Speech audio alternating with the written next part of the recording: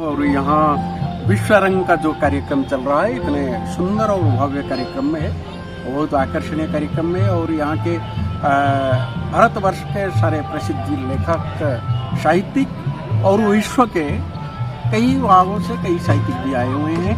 और हमारे लिए खुशी की बात है कि आज हमारे सामने है प्रख्यात भारतीय कथाकार और समीक्षक राकेश जी। हम जाते हैं राकेश जी के पास। सर नमस्कार। नमस्कार। आप यहाँ आए हैं स्पीकर के रूप में जी। और मेरा सर ये जानना चाहता हूँ, आप एक कथाकार है और समीक्षक भी है। जो समकालीन भारतीय साहित्य है इसके ऊपर आप काफ़ी पकड़ भी है, लेकिन सर ये समकालीन क्या है या समसामयिक क्या है? देखिए, समकालीनता जो है, समकालीनता जो एक शब्द है, ये एक इकहरी अवधारणा नहीं है। निश्चित तौर पर इसका संबंध, इसका संदर्भ समय से तो है। हमेशा इस पर प्रश्न होता है कि आखिर कितने वर्षों के समय को हम समकालीन मानते हैं।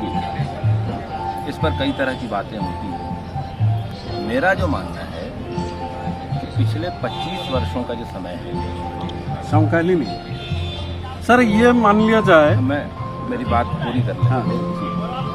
मैं इसको किस तरह से समकालीन कह रहा हूँ? समकालीन जैसे ही कहते हैं, इसका मतलब है इसको पिछले समय से हम अलग कर रहे हैं बस।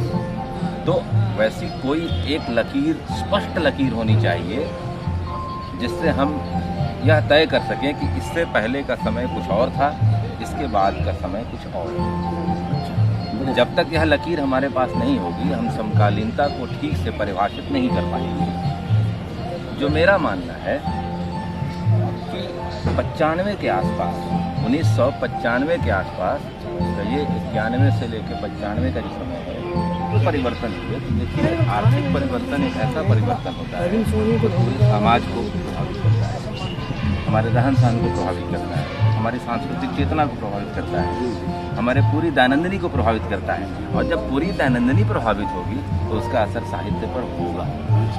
तो मुझे लगता है कि वहाँ से जो समय अलग हुआ है, तो वहाँ से आज तक के समय को एक समकालीनता का समय कहा, मैं इसे समकालीन समय मानता हूँ। सर आजकल ये देखा जाता है कि चाहे टीवी सीरियल पे हो या कई कहानी में हो, एक मध्य वर्गीय प्रेम कहानी ज़्यादातर दिखाई पड़ता है। तो आप मानते हैं कि ये जो परिवर्तन है ये 95 के बाद, या आप नहीं मानते हैं कि नहीं, मध्य वर्गीय प्रेम कहानी जो है, कहानी में इतना दबा नहीं? देखिए, प्रेम जो है, प्रेम एक शाश्वत है। इसका मैं यह नहीं कहूँगा कि प्रेम आज होना शुरू हो गया या मध्य वर्ग का प्रेम आज हमारे सामने आ गया। प्रेम हमेशा से होता रहा है और हर वर्ग में होता रहा है। लेकिन जो परिवर्तन है, इसमें परिवर्तन है, हाँ, यह जरूर हुआ कि जो पहले का समय था वहाँ पर प्रेम को अभिव्यक्त करने की गुंजाइश, उसके अवसर कम हो गए। आज जो खुलापन आया है समाज में, उसमें आप अपने प्रेम को अभिव्यक्त करने की स्थिति में भी नहीं। क्या आप मानते हैं 95 के बाद ये परिवर्तन हुआ है?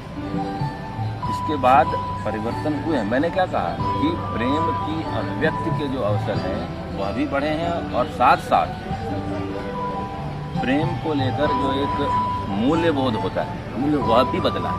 हाँ, मूल्य। सर बहुत बढ़िया, आपने बहुत बड़ी बात कही।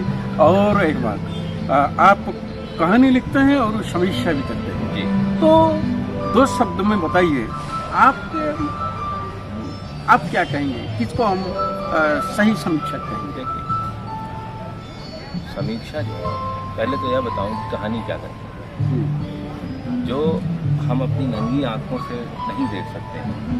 एक कहानीकार जो है, एक रचनाकार है, अपनी रचना में, अपनी कहानी में उस यथार्थ को आपको दिखाता है जो सबको नहीं दिखता है। हाँ, क्योंकि अनुभव सबके पास है, लेकिन जो सादी आंखों से, नंगी आंखों से जो चीज़ें नहीं दिखती हैं, उसको रचनाकार ने, कहानीकार ने कहानी में रख दिया। अब बतौर पाठक, जो नंगी आंखों से उस कहानी में नहीं दिखती है लेकिन उसके पर्दे के पीछे छुपी होती है, एक समीक्षक, एक आलोचक उस दुनिया का आपको दिखाता है।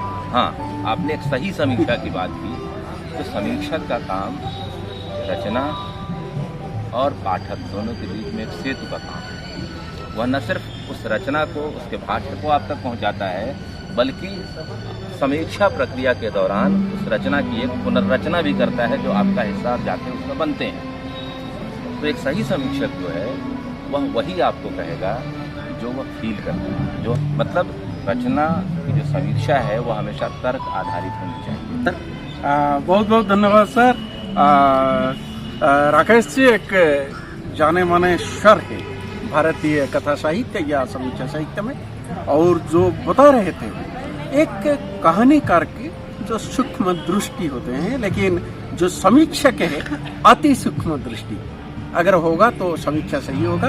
और हम आभार प्रकट करते हैं, इतने बड़े साहित्यिक हमारे पास है और इस विश्व रंग के कार्यक्रम में हमारी मुलाकात हुई, और हम आशा करते हैं कि आप कभी उड़ीसा आए और आपके जो शब्द है, शब्द के जो गुम्फन है इतने मतलब मजबूत है, हमें वहाँ सुनने को मिले। बहुत धन्यवाद शरद जी आपका। और यह हमारे लिए बहुत खुशी की बात है कि आप एक अहिंदी भाषी क्षेत्र से आते हैं, उड़िया भाषा आपकी है, उस क्षेत्र आप उड़िया भाषा भाषी हैं, और आप यह जो सेतु का काम कर रहे हैं, एक भाषा, ये सारी भाषाएं जो हमारे देश की वो आपस में बहने हैं। कोई भाषा किसी से कमतर या श्रेष्ठ नहीं है, सब बराबर हैं। और यह बहुत ज़रूरी है कि विभिन्न भारतीय भाषाओं के बीच में एक आवाजाही का कार्यक्रम होता रहे, और आप इस क्रम में बहुत महत्वपूर्ण कार्य कर रहे हैं। मुझे इस बात की खुशी है, और आपके आमंत्रण पाकर भी मैं बहुत खुश हूँ। ज़रूर कभी ऐसा मौका मिलेगा तो हम उड़ीसा की धरती पर विशेष मिलेंगे। जी सर, स्वागत है, नमस्कार।